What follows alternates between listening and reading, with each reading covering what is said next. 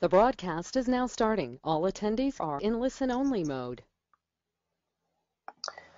Well, welcome everybody to week 4 of the 4-week Mindset Bootcamp. And I can't believe that it's gone so quickly. And we're already up to the last week of this webinar series. So congratulations on getting to the end of the 4 weeks. Over the last 4 weeks, we've been looking at understanding how our mind works. And we've been looking at building the best version of ourselves. Last week, it was all about goal settings, how to set and achieve your goals. And today, I'd like to talk to you about this idea, which is called living above the line. So before we begin that, though, let's quickly recap last week's homework. And the tasks that I asked you to complete then were to write some SMART goals to help you become the best version of yourself. And the whole idea was, it comes back to this idea that you get what you focus on.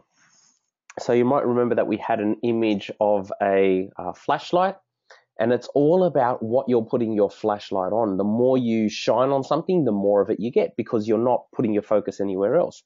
So with our tasks and writing SMART goals, or the reason that SMART goals were important, were to give us a target. You need to have something to aim at, and regularly reading your goals gives you, it's almost like getting that flashlight and really shining it up onto that so that you get to see it regularly and consistently. And I challenge you to make sure that you read your goals, especially as you're starting off. Make sure you read these regularly, like at least daily, if not a couple of times a day.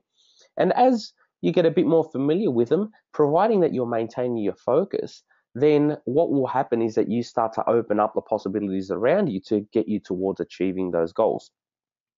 So today we're going to look at an idea called living above the line. And I want you to imagine that there's a line, and that there are two options, right, with the things that happen to you. You're either reacting to it by being above the line, or you're reacting to it by being below the line. And I'd like to talk about an idea which is called at cause or at effect. So for people that work at being above the line, we tend to find that they're what we call at cause. They are at the cause of the way they think and feel and react about the events and surroundings and things that happen to them. When you are at cause, you determine how you respond to the world around you. So something happens, and before you react or you respond straight away, what happens is that you take a moment to go, right, I understand that something has just happened to me. I now need to decide how I'm going to respond in the most empowering and appropriate way to this particular situation. All right. This contrasts with someone that is at effect or living below the line. So when someone's living at effect, the difference is that something will happen and they'll just respond straight away, not necessarily having weighed up what the best options are. And further to that, they're at effect in terms of the things around them are affecting their feelings. So an event happens, and when you're at cause, you make a decision about how you feel about that, as opposed to being below the line. An event happens, and you are immediately affected by what has happened, but you feel almost powerless. So let's break these down a little bit more. This idea of being above the line or being at the cause of gives you a more empowering situation, because it means that you get choice. And this is what it really comes down to. It really comes down to you having the understanding that you get choice in any of these situations. So you are decisive about creating the life that you want. And this whole 4-week Mindset Bootcamp has all been about building the life the way that you want it, as opposed to having life just happen to you and you just being a bit of a passenger. This is almost like you're taking control of the steering wheel and you're driving your life in the direction that you want it to be in. Really importantly, when you are living above the line or when you are living at cause, it means that you take 100% responsibility for what you have and haven't achieved. And we'll talk about that a little bit further on. It also means that you see the world as a place of opportunity and you move towards achieving what you desire. So being at cause means that you understand that you are in the driver's seat and it's up to you, and really not up to anyone else, to take control so that you get the results that you want. Above all, you know that you have choice in what you have done, what you haven't done, and really importantly, how you react to the people and the events around you.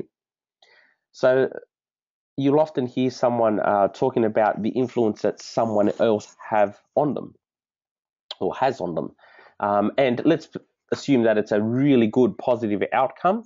What will happen is that this person comes into your life and you're choosing to feel really good about that person coming in and it being an empowering situation.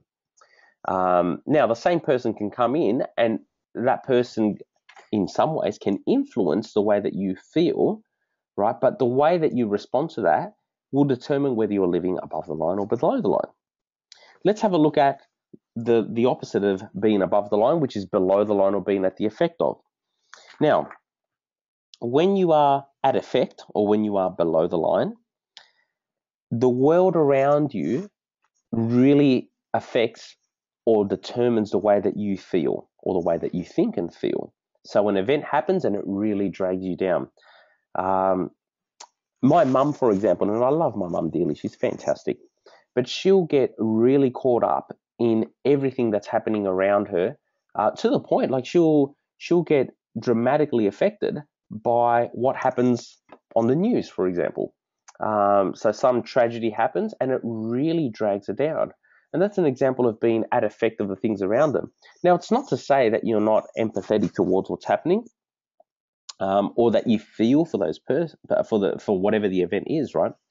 But what the distinction is that there is a difference between an event happening and you observing it and understanding what it is, as opposed to the same event happening and it emotionally and even physically and in your thoughts really drags you down. Now, the problem with being dragged down or dragged into it is that if you're not in control of what you're thinking and feeling and the events around you are, well, that means that you may not necessarily be in the best position to make the best choices.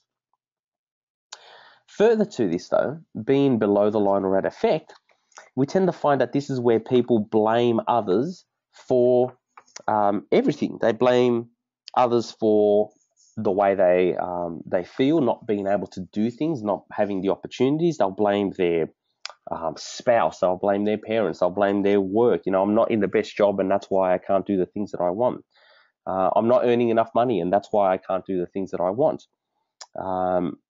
I haven't got any time to do this. I've got to look after my kids. I've got to look after my husband or wife. I've got to clean up the house. I've got to do all these things. Now, all of those things may well be true, right? But the way that you respond to it is what we're really having a look at.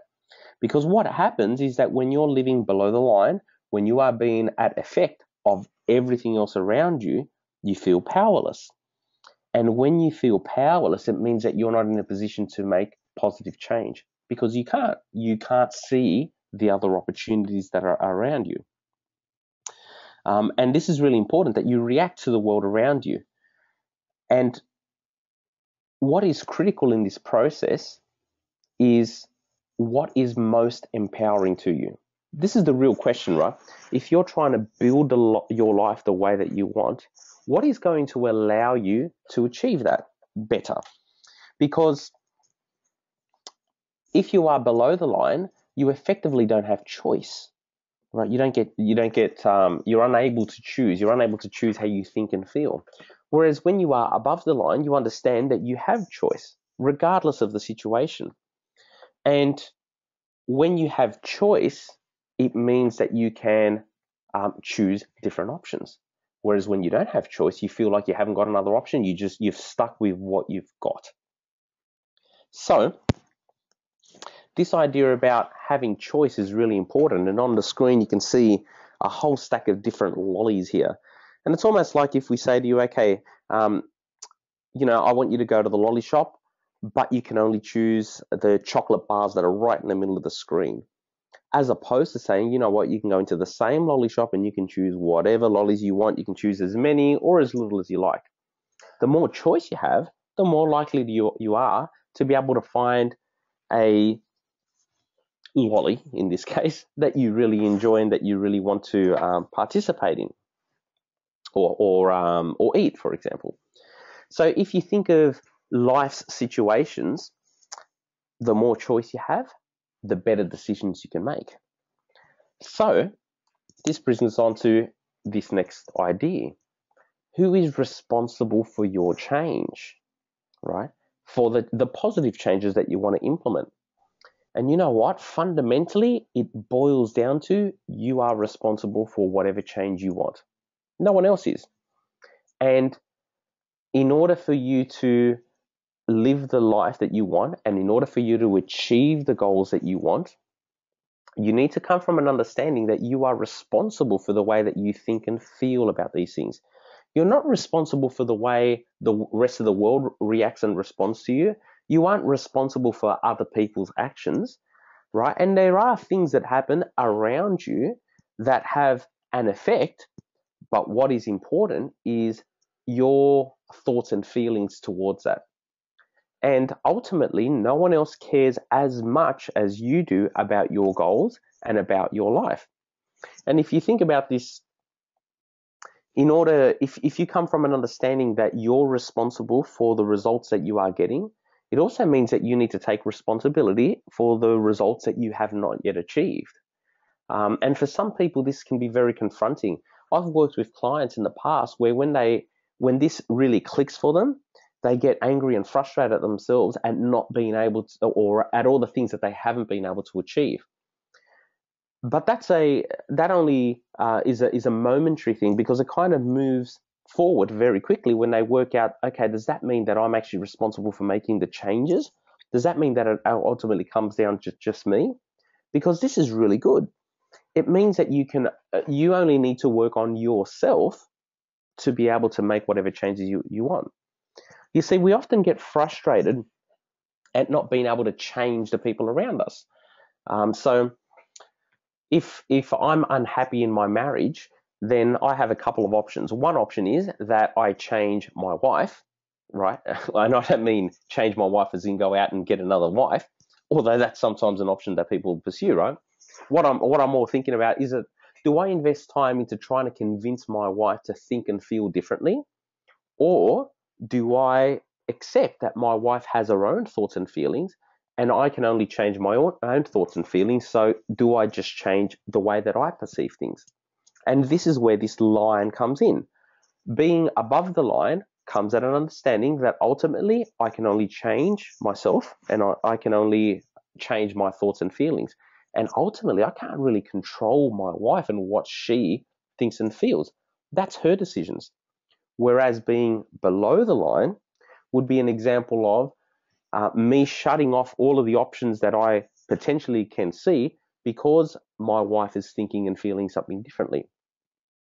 And in really good relationships, what we find is that the partnership works well because they acknowledge that everyone has their own thoughts and feelings, and they're supportive of each other. But they also understand that you don't have to necessarily agree with everything that the partner does or doesn't do. So it's really important that you come from an understanding that ultimately, when it boils down to it, it's up to you to create this change. You know, we've gone through, this is our 4th week now of doing mindset training. And it's all really come down to getting to an understanding that it's up to you to make these changes. It's up to you to get life and do what you want with it. Which, as I mentioned, for some people can be confronting, but you know what? It's also very, very empowering when you get to an understanding that, hey, I only have to work on myself and that's it, and then I can do what I really want to do. It's a really cool, empowering place to be in. And this is what we want you to do. We want you to move from moving from a place where you are affected by everything else, or affected by everything else, where you are at effect, and we want you to move upwards, up above this line, so that you are at the cause of the things that are happening to you, because that's going to be a better position to make changes in. So This brings us on to this idea about maps, okay? And on the screen, I've got a Google map of Sydney Harbour. And according to this map, excuse me while I had a drink. According to this map, the bridge that goes over the harbour here is yellow, and if we look at the water is the same nice consistent blue, and there are apparently a couple of park areas, and they're all the same type of green, and then all the land for some reason is all grey, and you can see the roads on there. So what this is that this is a map of Sydney Harbour and the surrounding suburbs, but it's only a representation of this particular harbour. We can't possibly fit in everything that is in there, because if you actually go to Sydney Harbour and you have a walk around and you have a look at these things, you'll find that the map, there's no way that you can fit all of this information into the map. Now, I did some training with a small business recently, and I asked all of the attendees at this particular session to draw their map of their workplace. And what was fascinating was that at the end of it, they all had a completely different view of their workplace. They've all been working there for a substantial amount of time. It's the same building, it's the same surroundings. But what was really interesting was that all of them had drawn different things because they all perceived different aspects of their workplace to be important. In the same way that if I asked you to go and draw a map of Sydney Harbour, you'd probably focus in on different things. The reason this is the case is because we all have our own map of the world. So we all see the world through our own eyes, and we don't necessarily see it through the other person's eyes. And this is why when we have disagreements, it's often that one person is coming at the particular event that's happened from their map of the world, and another person's coming at it from their map of the world, and the maps don't necessarily align. They might be completely different maps.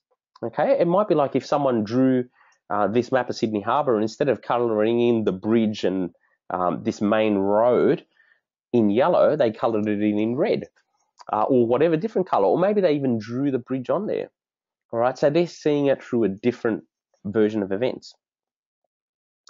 Now, once again, you can't change everyone else's maps. You'd go crazy, I think, trying to convince everyone else that your map is the correct map. All you need to appreciate is that everyone else has a map, and that you also have your own map of the world. And it means that you also view and perceive and see the events and things around you in your own unique way. And this is something really special. It's something really important. It's what makes us unique. But what's really critical to understand in this is that it's only your map of the world. It's not the only map of the world. Because I could grab a different street directory, for example, and look up a different map of this. In Google Maps, where I got this map from, you can even change it so you can see like a satellite view of this same map, and it shows you a completely different version of events. If I asked someone to do a drawing of this, then it'd just be pen and paper, and it'd be a whole stack of different lines. It probably wouldn't be to scale, but we're all still looking at the same thing. So if you use this understanding to look at the events that happen to you, and you understand that everyone's got their own map, it means that you can also appreciate that you can also change your map to help you achieve whatever it is that you want. Especially if you look at the areas where you feel you've had limiting beliefs in, and the areas where you really want to change, what's happening is that you're expanding, or you're changing, or you're modifying your map to include some of these things. This is why if you have a car accident, or if you witness a car accident and you go and talk to the people that actually saw what happened, and you ask 5 people, the likelihood is that they're going to give you like 8 or 9 different events, different versions of the same thing. So the accidents happened, but you go and ask everyone, and they're all giving you a slightly different version of what's happened, because everyone has their own map of the world. Everyone's seeing it through their own eyes. Now, collectively, they probably form a bigger picture of everything that's happened, and sometimes when you get to know someone's map, you learn about other opportunities and other possibilities that you hadn't even considered.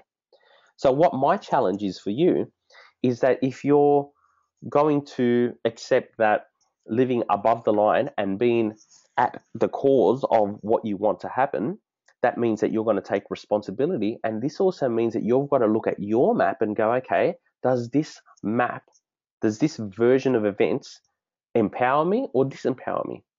And what we need to appreciate is that, hey, there are lots of different versions of how to do this and how to move forward. So let's move on and have a look at this idea of failure. And failure is one of these fears that I think everyone has. I think it's one of these universal fears. The way we respond to failing, though, is a really critical aspect of whether you are someone that feels empowered and can move forward or someone that really struggles. And in my role as a music teacher, one of the biggest investments in time that I do with my students is teaching them that failure is perfectly okay. And in fact, that in only to get good at things, you probably are going to fail, and you're going to fail a lot. And you need to become comfortable with failing. As opposed to failing at things and feeling that the whole world has fallen apart and that you're no good or that you're useless or that you simply aren't ever going to succeed. So what I need to get you to understand is it's like having a coin, and the coin's got two sides, right? And on one side, you've got failure. So you do something, you don't do well in it, and you look at it in terms of failing. But on the other side, you look at it in terms of receiving feedback. You see, if you focus on the failure, and again, this comes back to you get what you focus on. If you do something and you don't succeed at it straight away and you focus on the failure and you give up because you have just failed, that is very much an example of being below the line. Whereas if you achieve the same thing and you still fail at it, and you look at it and go, okay, so what feedback can I get from this particular event? What information can I get that's going to actually help me move forward? If you look at it from that point of view, well, that completely changes the same event. Now, Michael Jordan, who's one of the most recognizable basketball players, had a quote that, and I don't know the quote exactly off the top of my head, but it was something about, they asked him, how is it that you're so good? And he said something like, because I've allowed myself to fail so many times. And what he was referring to is, in order for him to get so good at being a basketball player and practicing getting the accuracy of his shots into the net or into the hoop so consistently, he recalled having failed at it so many times. So what would happen was that initially he'd start off, he'd have a shot at the hoop, and he'd miss, and he'd have another shot, and he'd miss, and he'd have another shot, and he'd miss. And what effectively he was doing was that he was failing at that particular task. But instead of looking at it in a below the line way, and instead of going, you know what, I'm just not good enough at this, he took it to mean a completely different thing. He was going, okay, so obviously I'm not doing something correct. What can I do? What changes can I make? What feedback am I getting by the way that I'm standing, by the angle that I'm throwing at, that I can change to get a different result? So in his case, he obviously chose to continue practicing and make minor adjustments until he got it to a point where he's very consistent at getting the ball into the hoop. Now, coming back to my example of my music students, we see this all the time. You see, I've been teaching music for a long time now, and what I've found is that in order for you to get good at it, you have to be prepared to fail, and fail a lot. I don't think I've ever come across a student that just nails it straight away first go. It just doesn't happen. What typically happens is that they try it, they get it wrong. They try it again, they get it wrong. They try it again, they get it wrong. But each time they get it wrong, we make adjustments. And as a teacher, my role is to give them lots of feedback. And I say, you know what? The way that you're holding the guitar there, if you just shift your thumb a little bit to the left, try that. And they get a little bit of feedback and they try it, and all of a sudden it started to work. And then you give them another little bit of feedback. You might say, okay, so when you stretch over here, I want you to do it with this particular angle with this finger. Well, that changes things as well. Or we might say to them, I want you to strum the guitar from this direction. I want you to go from up to down, doing it like this. So the more feedback you can give a up-and-coming musician, the more likely they are to be able to succeed at this. But what happens sometimes is that you do get the students that they try, and they're just not successful at it straight away. Or even after even after a long time, they still might not be successful at it, and they choose to take the understanding of, you know what, I'm just not good at this. Okay. Now, it's the same coin, but it's got two sides on it. And what your challenge is okay, what side of the coin when I'm faced with a challenge, am I going to try? And if I fail, how do I respond to that? Living above the line, being at the cause of your results means that you go, okay, I've just gotten some feedback. What can I do? What can I do differently? At the opposite end, you've just failed, you give up, and you're not good at it, right? Now, it's up to you what you take from that. It really is. It really comes down to you being 100% responsible for the way that you think and feel. And my observations as a coach is that people that are successful are always looking at things as feedback, right? It's a constant understanding that I'm doing this and I'm getting more and more information to help me improve this.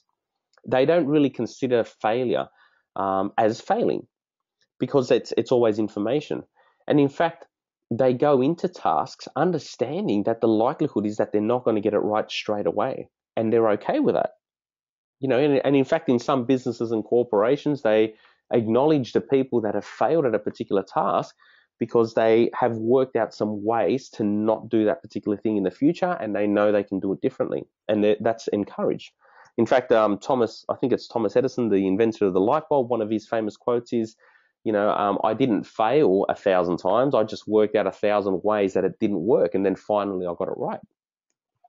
So, for you to move forward, for you to be empowered, you need to understand that feedback is really important. And it's almost like we're saying to you, you know what? Don't think of failure. The failure part is not important. What information have you just learned when you try something and it doesn't work? That's what's really important. So, excuse me while I have a quick drink. I'd like to use an example that I first heard from a fantastic mindset coach by the name of Paul Blackburn, and he runs Beyond Success.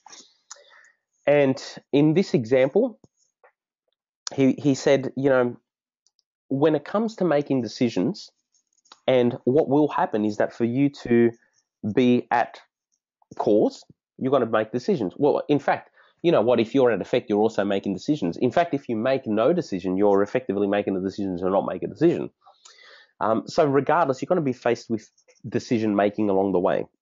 And what we'd like you to move towards is, what decisions are better for me, right? So he used this scenario in an example where he said, imagine that you need to travel to Brisbane, right? You're in Sydney, which, if you're not familiar with Australia, Sydney's in the middle of the eastern coast, and Brisbane's to the north, and Melbourne is to the south. So imagine you need to go to Brisbane, but you don't know how to get there, and you're in Sydney. So you're in the middle. You have effectively three choices that you can make. The first choice is that you head, in this example over here, to the right, or you head north and you go up towards Brisbane, and you've made the right choice. The second choice is that you head left towards Melbourne, and which is more or less the wrong choice, because you're going in a completely different direction to where you need to be. But there's also a third choice that's often overlooked.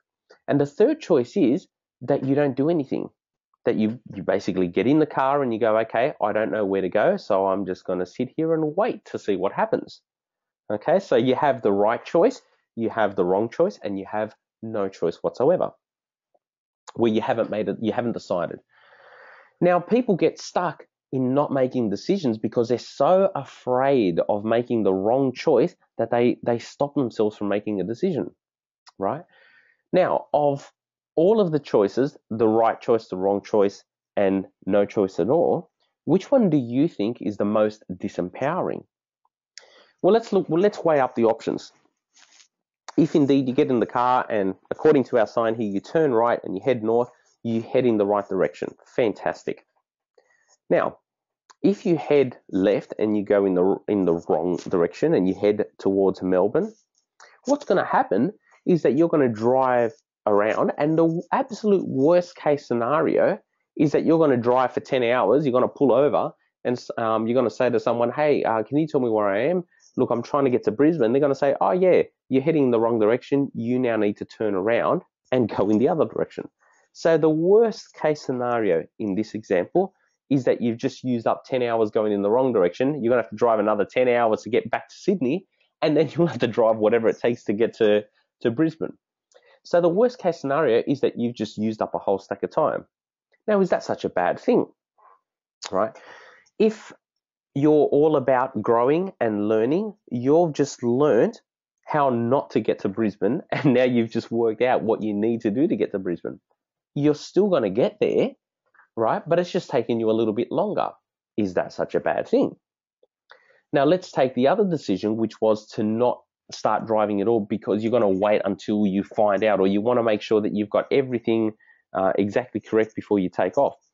Well, what happens to people is that they sit there and they don't ever make a decision and they get stuck, right? Now, in this scenario, you're not getting any feedback as to whether you're moving in the right or wrong direction. The worst thing that will happen if you head towards Melbourne is that you get a whole stack of information to say, hey, you're going in the wrong direction, turn around, go back the other way. And what's really interesting about this is that if you actually leave Sydney and you start driving, well, you know what? In the suburbs, there's no sign that actually says Melbourne or Brisbane. What will happen is that you need to start driving out of the suburbs and out of the major towns, and you kind of need to start getting out into the freeways and the country areas. The likelihood is that you're going to have to start to drive for an hour or two or even 3 before you get any sort of indication that tells you, oh, by the way, you're heading towards Melbourne. And if you look at this example as making decisions that are going to move you forward, sometimes you don't know which way to go, right? But what's more empowering, rather than not making a decision at all and being stuck, it's better to get moving and try, right? And have a crack at it. Try it out. Moving one direction. The worst thing that will happen is that you go, all right, that wasn't the best decision. I need to now change. All right. So it's all about feedback because there's no way that you can fail with that particular mindset. With the failing mindset, you'll head towards Melbourne, get to Melbourne, and then you'll complain and be bitter that you went in the wrong direction. You probably get to Sydney. And you know what some people do? They never drive again. They just go, no, I'm not going to make any more decisions because I don't want to get it wrong. They're in fear of making mistakes. However, an empowering mindset and living above the line embraces mistakes because it shows you, it gives you feedback that you're actually trying something, that you're moving forward. So with that in mind, it's time for action. In order for you to achieve your goals, so last week the challenge was to write your goals. I mentioned a few moments ago that fundamentally it boils down to you taking responsibility, and taking responsibility means that you've got to take action. You see, no one else is going to achieve your goals for you. No one else is going to build the life that you want. Admittedly, everyone else is going to have the people around you are going to have some sort of influence on there, but the way that you respond to that is what's really important. So you need to take action. What sort of action? You know what? It doesn't matter as long as you're taking some sort of action and you're understanding that you're getting feedback. So for example, throughout this 4-week Mindset Bootcamp, I've been talking about one of the things that's come up, for example, is about health and fitness, and I've just used it as an example. So let's say that your goal is to become fit and healthy, and you go to the gym. And so you're taking some sort of action because you're going to the gym and you're exercising. But you know what? You're not enjoying it. So you have a couple of choices. One choice is, okay, you sit down and you don't do anything, which isn't actually helping you move forward. The other choice is that you go, okay, I've just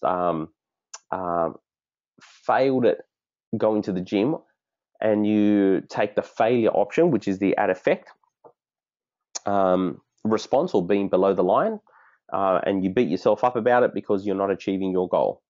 Or the other option, which is the more empowering and which is being above the line and which is being at the cause, is that you go, okay, so if my goal is to become fit and healthy, and going to the gym isn't achieving that at this point in time.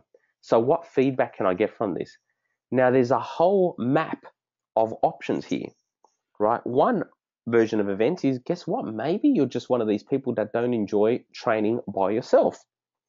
Now, I've found this for myself. I'm very motivated and always pushing towards getting my goals. And I've mentioned that one of my goals is to be fit and healthy. And I signed up to the gym and I was going and training by myself. But guess what? I just found that I wasn't working to the best of my potential by myself. So I organized a personal trainer, and that completely changed the way that I worked. I found that having a personal trainer for me gave me a whole stack of extra motivation. They pushed me more, and I just enjoyed. One of the things that I enjoyed was just having a chat and training with someone else.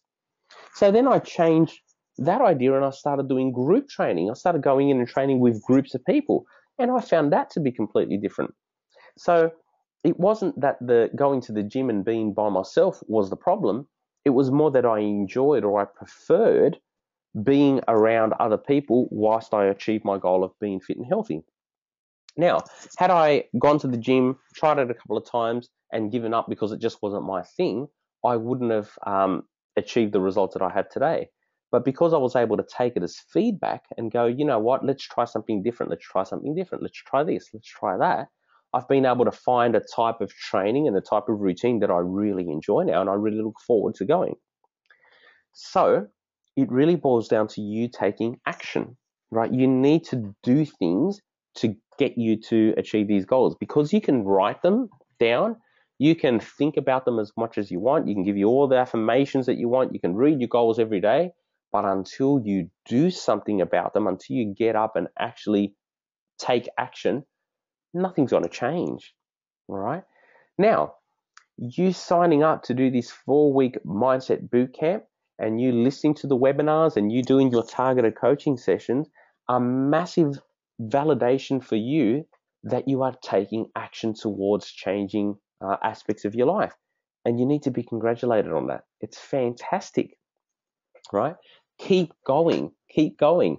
And when you stumble, and no doubt that at some point something's going to come into your life that's going to, knock you around a little bit, you need to make decisions there about, do I want to be above the line or do I want to be below the line, right? So take action, get the information that you get, and don't look at it as failure. Think about it as feedback. It's information to help me move forward, right? And you will find that as you take action and as you take this feedback and you make adjustments, you're going to be getting closer and closer to achieving your goals. And before you know it, you would have achieved your goal, and you're going to look back and go, oh, look at that.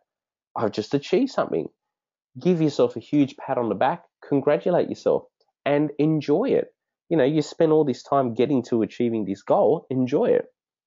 And then after, we as humans, we love challenge. What you'll probably find is that you go, what's the next thing that I can challenge myself on? And that's how we grow, right? The way that you grow is that you continue to challenge yourself in better ways. So, and when you get used to challenging yourself, it becomes a way of life where you're always looking at what you can do to improve, right? So it's not like, I don't feel that you ever get to the top of the mountain and you just sit there and go, haha, I'm now going to sit on top of this mountain and enjoy the rest of my life just up here and not do anything else. Because I reckon that being at the top of that mountain is going to get pretty boring after a while, right? I don't think you ever get to a point where you just go, my life is perfect and I have achieved everything. I am the perfect husband. I am the perfect father. I am as fit and healthy as I can ever be. I've earned all the money that I ever want. I've learned all the skills that I ever want to learn. I don't think it really works that way. I think you kind of achieve it at some level, and then you go, right, I want to grow now, because we love challenge, right? So when you get there, make sure that you acknowledge yourself. Don't just always go, right, I've ticked that off the list, let's go on to the next one. Make sure you spend some time validating yourself, congratulating yourself, and celebrating what you have succeeded. And when the time is right for you, hey, try something else. Set yourself a new goal. So, living above the line, being at cause, taking full responsibility for the way that you think and feel has another aspect that I really want to talk about, because this is something that comes up with my clients very consistently. Okay. And even for many people, taking time out to look after themselves is something that may not have been fostered, right? For whatever your backgrounds are. Now, to give you a bit, and it doesn't really matter what, whether this background relates to you or not, but I'm just going to give you to illustrate the point. So, in my upbringing, I grew up as a Catholic, with a Catholic upbringing, and you know what? Even today, I'm still working with Catholic schools and Catholic students and so on. And this is not placing judgment on Catholicism as a religion, or any religion for that matter. But from a mindset coach point of view, what I'm really interested in is what are the behaviors that this results, what are the outcomes that come from these behaviors. And one of the things that I grew up with was that it's not good to be selfish, because you should always be helping all the other people first. Which I understand, and it has its place, right? However, if you're using up all of your time to help everyone else and you don't take time to help yourself, what ends up happening is that at some point you run out of stuff to give to others, right? So imagine that you've got a bucket of water and you're going around filling up everyone else's drinks, but you never take a drink yourself. Well, at some point you're going to get thirsty, right? And then you're going to get to a point where your thirst is affecting your health. And you're going to get to a point where if you don't have a drink of water, you know what? You're not going to be able to walk around and actually fill up everyone else's drinks. And all the while, your bucket of water is getting less and less and less, and you haven't got anything else to give, right? So what's really important is that I'm going to give you permission to be selfish. And I mean this in the most empowering way possible. I'm not saying selfish in terms of neglect everything else around you. Tell your friends and family, sorry, I need to be selfish right now, right? But what I am saying is you need to look after yourself. Being responsible and being at cause so that you can achieve the things that you want to achieve means that you have to look after yourself. So to illustrate this, I want to talk about this little video game that I used to play when I was growing up. It's called Street Fighter. And in this game, you've got two characters. You've got Ryu, I think his name is, and the other guy is Zangief, the big guy there. Ryu's on the left and Zangief's on the right-hand side. Now, in this game, and excuse me while I have a quick drink. In this game, the object of the game is to whack the other guy enough times that you can KO him or knock him out. And you know that you're getting on top of the other guy because the lines or the energy bar on the top of the screen show you how much energy they've got left. So when you have full energy, that line is completely yellow. So if you have a look at Ryu's on the left-hand side, if you look at his energy bar, it's there's only a little bit of red there and it's mostly yellow, which means he's got tons of energy.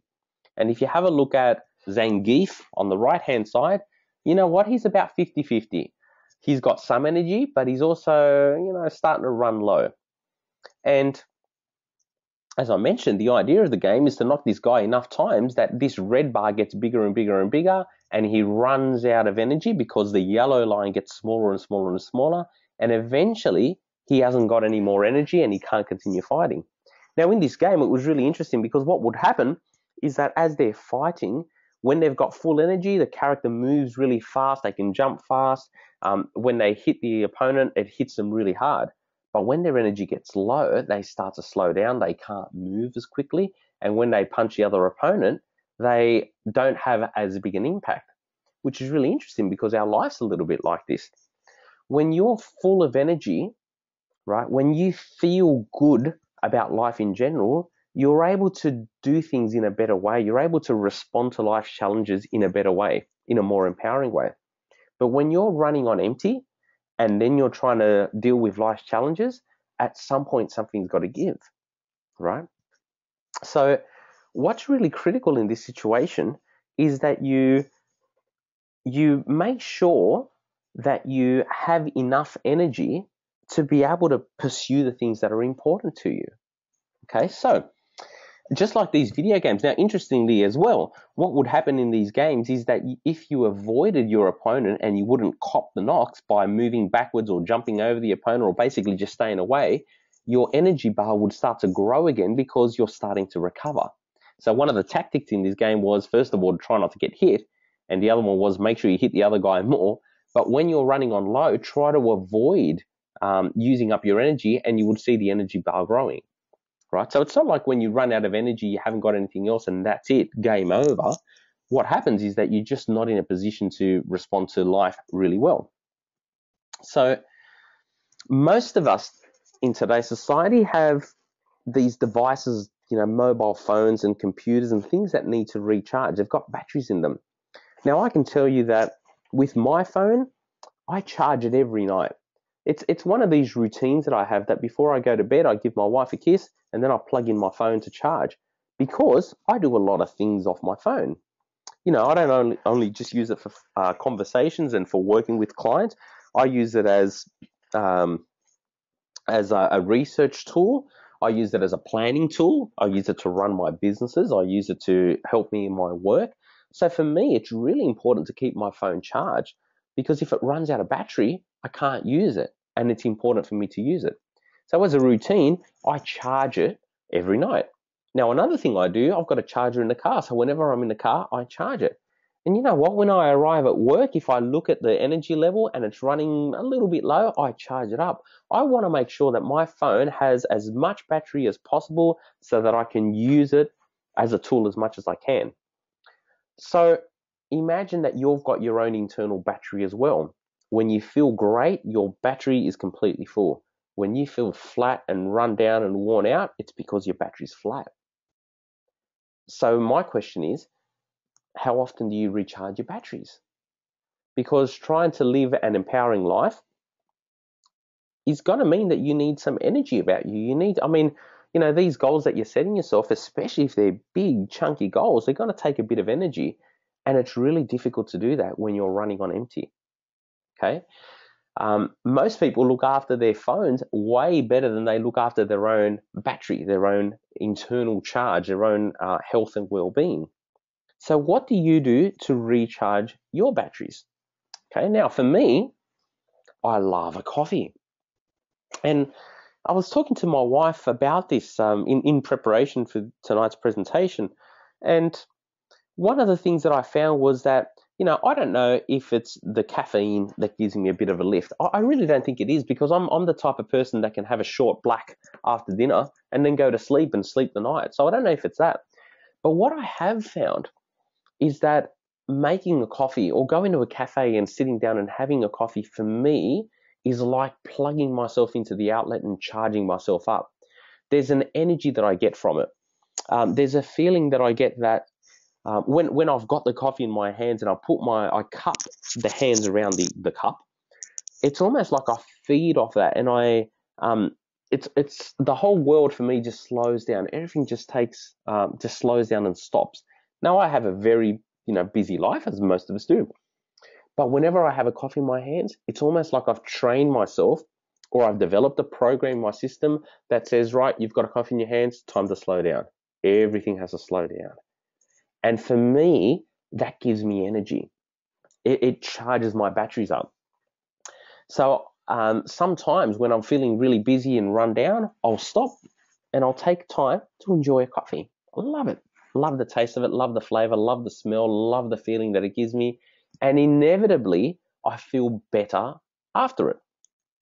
Now, you can attach that feeling to whatever you want. I also get the same feeling from exercise. Funny enough, I'll go to the gym, I'll train really hard, my muscles are sore and I'm feeling tired, but my energy levels are on fire. I'm, going great guns. So what recharges you? You need to look at, what do you get energy from? And you need to give yourself permission to do the things that give you energy. Now, for some people, like, my wife loves to paint her nails. And again, to me, that doesn't do anything. Not that I get my nails painted, but For me, the idea of getting my nails painted just goes, yeah, I can't see how that recharges my energy. But it doesn't matter because that's my map of the world. In her map, doing her nails gives her the sense of feeling good and feeling like she's taking care of herself. And what it really does at a subconscious level, it's like plugging the phone in and charging up. For my wife, painting her nails charges her up. And you know what? All I know is that when she shows me her nails and goes, oh, look at this, I've just done my nails, I just go, hey, fantastic. And she's just got a smile on her face and the world is good for her. So it doesn't matter whether it's a coffee, doesn't matter whether it's exercise, doesn't matter whether it's painting your nails or getting your hair done or whatever it is. Give yourself permission to allow yourself to charge yourself up and do it consistently. You know, if you know that painting your nails regularly makes you feel good, well, do it a lot of times so that you feel good a lot of the time. Don't just do it as a one-off because it helps you recharge yourself. Now, why am I going on about recharging yourself? Because it means that you are taking a proactive step, you're taking action towards living above the line. You are at the cause of your energy, right? It's not up to someone else to make you feel good. And you get this from people. Like sometimes people will say, oh, you know, I always feel bad when they're around. I always feel bad when this happens. And that may well be true. But what needs to, from an empowering point of view or from an at-cause point of view, what can you do about the way that you're thinking and feeling? Because if you're going to allow everyone else to determine how you think and feel, you're not going to be living, you're not taking full responsibility for this. So do the things that charge you up and make sure you do it consistently. So I'm giving you I'm giving you permission to be selfish, at least a little bit selfish. And I'm not saying neglect your children, neglect your partners, neglect your job and all that. That's not what I'm saying at all. But what I am saying is make sure that you make it important in your life to charge yourself up. So that brings us to our homework for this week. And I've got a couple of different tasks. The first one is look at what you can do to maintain a good energy level so that when life comes at you and it's knocking you around, you've got energy to respond in the most empowering way possible. The second thing I'd like to task you on is to take action, right? We've been spending all these 4 weeks getting you to a point where you can write some goals so that you can move forward. You've already taken action, maintain that action. Make sure that you read your goals. Make sure you revisit the content that we've gone through over these 4 weeks so that you continue to move forward, because by taking action and by being okay with getting things wrong and understanding that it's all about getting feedback to make better decisions, you're going to be moving forward. And it's all about getting momentum with all of this. But the more momentum you have, the easier it becomes. Now, the third thing that I'm going to ask you to do is that in the next day or two, I'm going to send you a survey via email, which is all about you giving me feedback about your experience with the 4-week Mindset Bootcamp. I really want to find out your thoughts about it. If you thought it was great, let me know. If you didn't like it, let me know.